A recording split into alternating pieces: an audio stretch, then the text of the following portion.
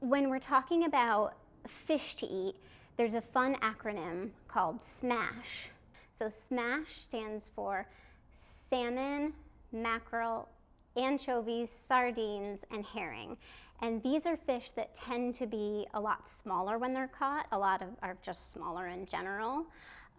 They are extremely high in healthy fatty acids, and they swim in cold water, which makes them really good for us. If you have access, 2 times a week is great to eat any of the SMASH fish that you have access to. So next I'd like to talk about antioxidants.